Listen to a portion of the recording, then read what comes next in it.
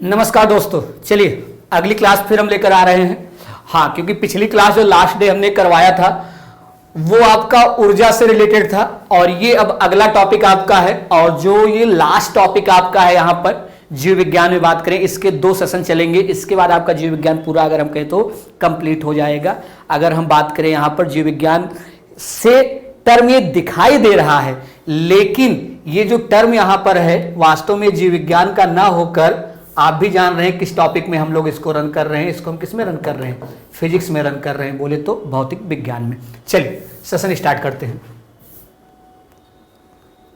हमारा पर्यावरण, इसमें तो हमें लगता है कुछ पढ़ाने का आवश्यकता ही नहीं। स्लाइड ऐसे घुमा दें और आप टिक करते चले जाएं, अपने आप आसान है। क्योंकि पर्यावरण के बारे में कितनी बार आपको पढ़ाया जाता होगा कि परिधन आवरण। और परिधन आवरण का मतलब, परि का मतलब होता है बाहर, आवरण का मतलब हिस्सा। तो बाहर के हिस्से का जो भी बात होती है वो किसकी बात होती है? पर्यावरण वही है। अब वही पर्यावरण के आगे जो शब्द लगेंगे उन्हीं के आधार पे हमें देखना होगा। तो यहां पर बोला गया जैव भौगोलिक रासायनिक चक्रण, मतलब 3 शब्द है। जैव भी है, भौगोलिक भी है, रासायनिक भी है। इन चक्रों में अनिवार्य पोषक तत्व जैसे नाइट्रोजन, कार्बन, ऑक्सीजन, जल एक रूप से दूसरे रूप में बदलते रहते हैं। कहने का मतलब यही है कि जल से ही तो आप देखते हैं तो बर्फ बनता है, जल से ही तो आप देखते हैं तो भाप बनता है, कोई और थोड़ा ना बनाता है। और जल का ही उपयोग करके कोई रसायन बनाते हैं, जैसे चाय बनाते हैं, कॉफी बनाते हैं। तो यही सब चक्र चल रहा है। उदाहरण नाइट्रोजन चक्र में नाइट्रोजन वायुमंडल विभिन्न रूपों में एक चक्र बनाता है। कार्बन, जैसे कार्बन की बात करें तो कार्बन कई चीजों पाया जाता है। जैसे हीरे की बात करें, हीरा उसका एक अपर रूप है। ग्रेफाइट की बात करें जो पेंसिल वगैरह में आप जानते हैं जनरली बदला, इसके एक चक्र का क्या होता है? निर्माण होता है। अब पर्यावरण की बात कर रहा है, वह सभी चीजें जो हमें घेरे रखती हैं, जो हमारे आसपास रहती हैं, इसमें सभी जैविक तथा अजैविक। देखिए, जैविक का मतलब हमेशा सजीव से आएगा, अजैविक का मतलब निर्जीव से आएगा। इसको अगर हम ले तो ज्यादा बेटर होगा। घटक शामिल हैं, इसलिए सभी जीवों के अलावा इसमें जल, वायु आदि सब क्या है? शामिल है।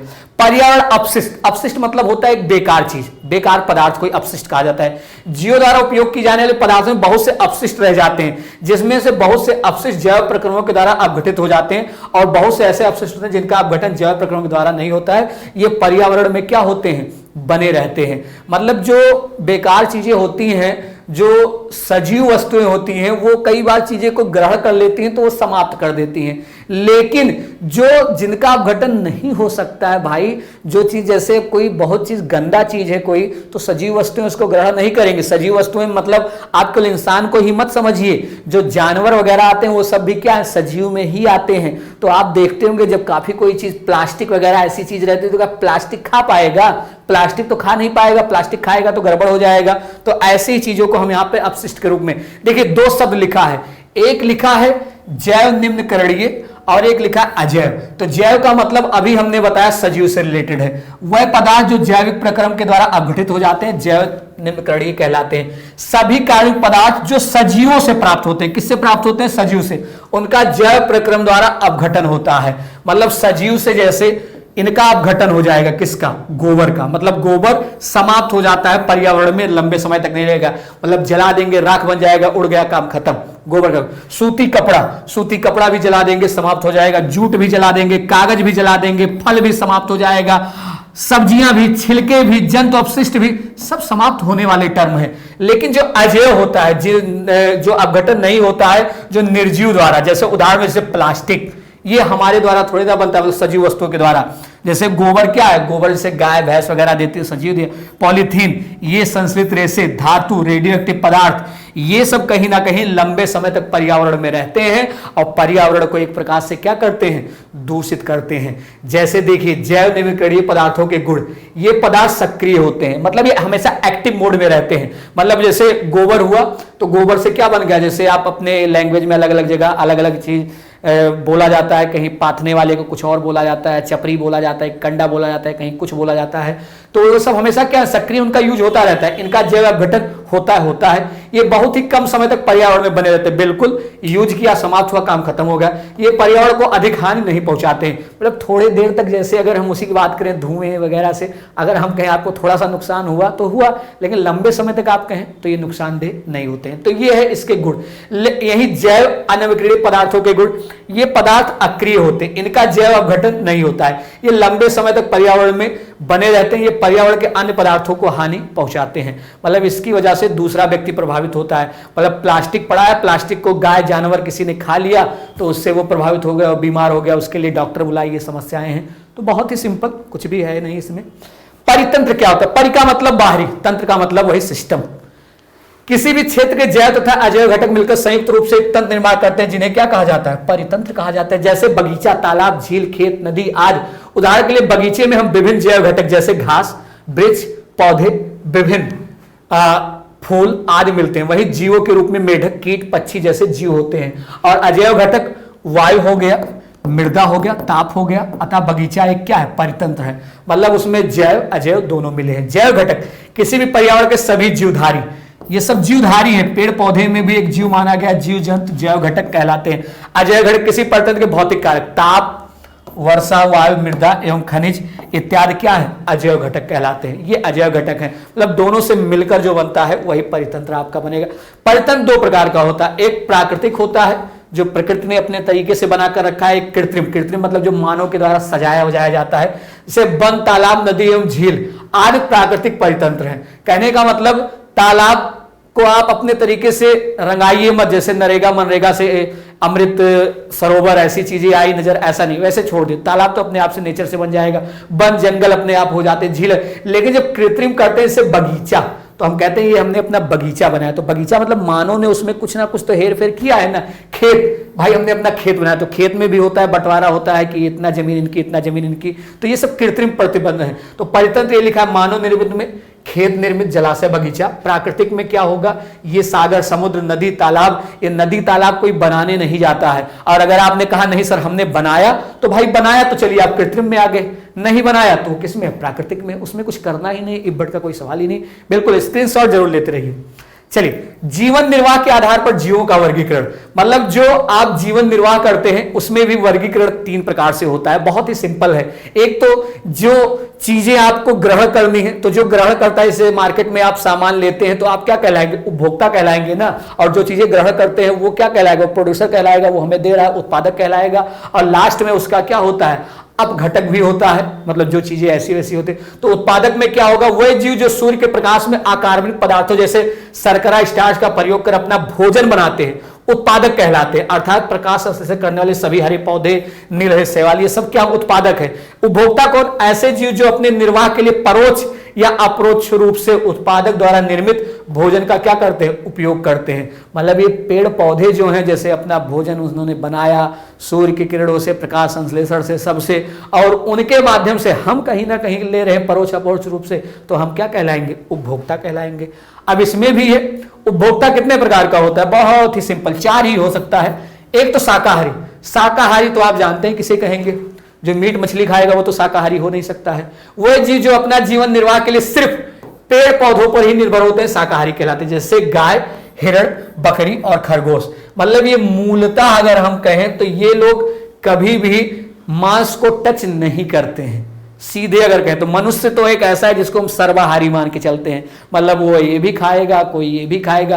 तो इन लोगों में इतनी समझ तो होती नहीं, तो इनको जैसे भगवान ने एक अपना वही दिया है कि ये कभी भी ऐसी चीजें गलती से अगर आप कभी इनके बर्तन में डाल भी देते हैं तो ये स्मेल से चीजें समझ जाते हैं। तो ये लोग शुद्ध रूप से शाकाहारी में काउंट होते हैं। मांसाहारी वो जो सिर्फ मांस खाते हैं, अर्थात जीव जंतुओं से अपना भोजन करते हैं।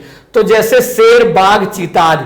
तो मनुष्य इसमें भी नहीं आएगा। ना मनुष्य केवल एक खाता है, ना मनुष्य केवल एक खाता है। मनुष्य तो मीट भी खाएगा और मनुष्य कहीं ना कहीं ये चीज भी खाता है। लेकिन ये जो शेर, बाघ, चीता ये होता है, आप देखते होंगे मूवीज वगैरह भी दिखाया जाता है, इनको चाहे जितना भी और चीजें फेंक दी जाए, फल वगैरह, कभी नहीं। एक मूवी भी अगर हम कहें तो एक मूवी आई थी, अगर आपने थोड़ा सा भी ध्यान दिया हो, गोलमाल करके। तो गोलमाल अगेन क्या, गोलमाल 3 में लास्ट में एक पार्क होता है, उस पार्क में जब शेर के सामने फेंका जाता है तो मांस ही फेंका जाता है, और वो जो विलन वगैरह होते हैं तो मांस फेंकते हैं तो उसमें कुछ पॉइजन मिला करके उसको वो खाए, लेकिन उसके पहले जो एक्टर वगैरह होते हैं वो पहुंचते हैं, उसको हटाते हैं। तो ये सब केवल क्या खाते हैं? मांस खाते हैं।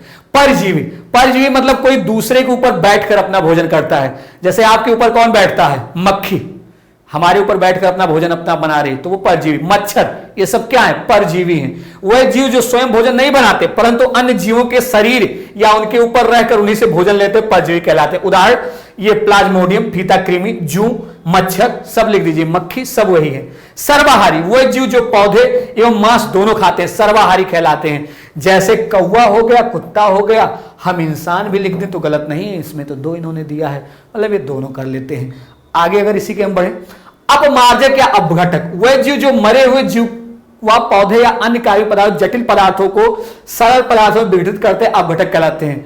वह जीव जो मृत जीव अवशेषों को अपमार्जन करते हैं, अपमार्जक कहलाते हैं। जीवाणु, कवक, गिद्ध आदि जैसे फफूंदी क्या है? जीवाणु, ये सब क्या है? अपघटक है, मतलब जटिल को सरल में पढ़ते। ये बहुत अच्छी चीज है, आहार श्रृंखला, जो आपके एग्जाम में पूछा ही जाना है। तो डायरेक्ट अगर यहां से ले, जीवों की वह श्रृंखला जिसके प्रत्येक चरण में एक पोषी स्तर का निर्माण करते हैं, जिसमें जीव एक दूसरे का आहार करते हैं। इस प्रकार विभिन्न जैविक स्तर पर भाग लेने वाले जीवों को इस श्रृंखला को आहार श्रृंखला कहते हैं। तो जैसे उदाहरण यहां पहले शुरू किया गया, ऐसे तो यहां से आप देखेंगे तो काफी अच्छा स्ट्रक्चर इन्होंने बनाया है। सबसे नीचे से यहां पर ए बी सी, मतलब 3 सेंस में इन्होंने बनाया। 3 सेंस में क्या? यहीं से इन्होंने यहां पर उठाया होगा, हाँ यहीं से उठाया। देखिए यही फिगर है, पहले हरा पौधा, ठीक है, उसके बाद हरे पौधे को कौन खाएगा? हिरण। हिरण को कौन खाएगा? बाघ खाएगा। दूसरे में फिर अगर हम यहां पर बात करें, दूसरा यहां पर इन्होंने लिया, ये हरा पौधा लिया। अब हरा पौधा इस टाइप का थोड़ा रहेगा, पौधा ये भी होता है, पौधा ये भी होता है। इसको कौन खाएगा? टिड्डा खाएगा। टिड्डे को कौन खाएगा? मेढक खाएगा। मेढक को कौन खाएगा? सांप खाएगा। सांप को कौन खाएगा? गिद्ध या चील खाएगा।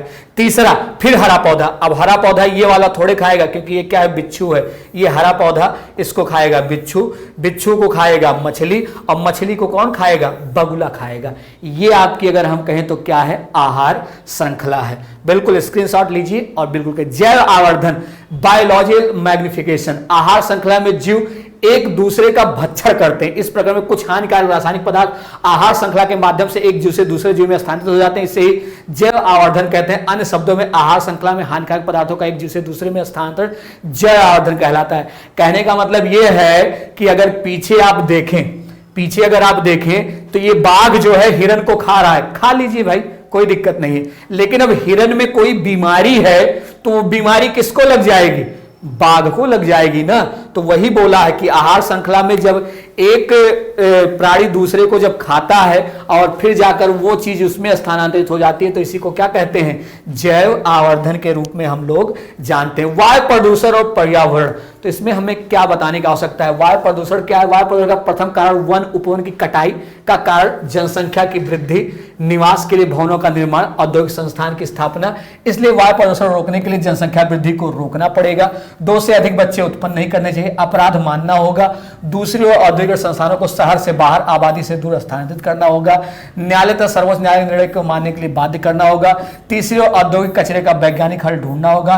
हमारी जिम्मेदारी है वाहनों के पाइपों से गैस सरेआम जीवन के बीच उनके रोक, हम अपने वाहनों को प्रदूषण मुक्त प्रमाण पत्र मिले। देखिए ये सब कहानी के तरीके लिखा है, स्क्रीनशॉट है। सबसे अच्छा उदाहरण आप ले लीजिए, जब कोरोना आया, कोरोना में सारे उद्योग धंधे ठप पड़ गए, उद्योग धंधे ठप पड़ गए, गाड़ियां बंद हो गई। आप देखेंगे वातावरण इतना अच्छा हो गया, वायु जो चेक की जाती है AQ वायु आई के द्वारा कहीं ना कहीं देखा गया, इतना अच्छा आया था, इतना साफ सुथरा आया था। तो वायु प्रदूषण के लिए इन्होंने सीधा कहा क्या क्या कारण है भाई। जब जनसंख्या बढ़ेगी तो उनके हाथ में क्या होंगे? गाड़ियां होंगी, मोटर होंगे, कई सारी चीजें होंगी जो वायु प्रदूषण के द्योतक होंगे।